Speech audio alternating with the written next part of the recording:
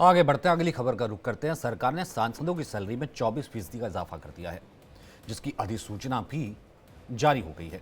इसके मुताबिक मौजूदा सांसदों को अब 1,24,000 रुपये प्रति महीने मिलेंगे, जबकि पहले 1 लाख रुपये प्रति महीने मिलते थे। सैलरी में यह बढ़ोतरी कॉस्ट इन्फ्लेक्टेड इंडेक्स के आधार पर हुई है। बढ़ी हुई सैलरी 1 अप्रैल 2023 से लागू होगी। इससे पहले मोदी सरकार ने 2018 में सांसदों के वेतन और भत्तों की हर 5 साल में समीक्षा का नियम बनाया है। यह समीक्षा महंगाई दर पर आधारित होती है। डेली अलाउंस और पेंशन भी बढ़ गई है। डेली अलाउंस 2,000 रुपये से बढ़ाकर 2,500 कर दिया गया है। पूर्व सांसदों की पेंशन 25,000 रुपये से बढ़ाकर 31,000 कर दी गई है। 5 साल से ज़्यादा समय तक सांसद रहे सदस्यों को हर साल के लिए मिलने वाली एक्स्ट्रा पेंशन 2,000 रुपये प्रतिमाह से बढ़ाकर 2,500 रुपये प्रतिमाह कर दी गई है। अब कितना बदलाव हुआ है, ये जो अधिसूचना जारी हुई है, और दूसरे भत्तों में कितना बदलाव हुआ है, ये देख लीजिए। एक सांसद को निर्वाचन क्षेत्र भत्ते के रूप में 87,000 रुपये प्रतिमाह मिलेंगे। पहले 70,000 था। कार्यालय खर्च के लिए 75,000 मिलेंगे, जबकि पहले 60,000 था।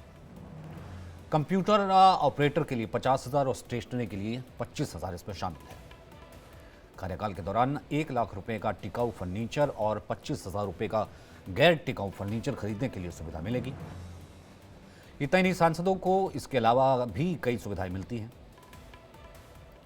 हर एक सांसद को साल भर में 34 फ्री हवाई यात्राएं मिलती हैं। वो चाहे तो 8 यात्राओं को अपने सहयोगियों को, स्टाफ को दे सकता है। सांसदों को रेलवे की सभी क्लास में मुफ्त यात्रा की सुविधा है। इसके अलावा सड़क यात्रा के लिए 16 रुपये प्रति किलोमीटर तक का भत्ता मिलता है। रिटायर्ड सांसदों को भी कुछ हद तक रेल और हवाई यात्रा पर रियायत मिलती है। इसके अलावा सांसदों को दिल्ली में मुफ्त सरकारी आवास मिलता है, ऑफिस मिलता है, 50,000 यूनिट बिजली फ्री होती है, 4 लाख लीटर मुफ्त पानी मिलता है।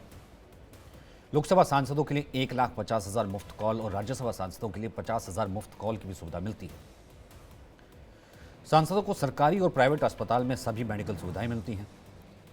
अगर किसी बीमारी का इलाज देश में संभव नहीं है तो सरकार विशेष अनुमति के तहत बाहर जाकर के इलाज करवाने का पैसा भी देती है। सरकारी गाड़ी, रिसर्च स्टाफ असिस्टेंट की सुविधा भी मिलती है। संसद की कैंटीन में रियायती दर पर भोजन भी मिलता है।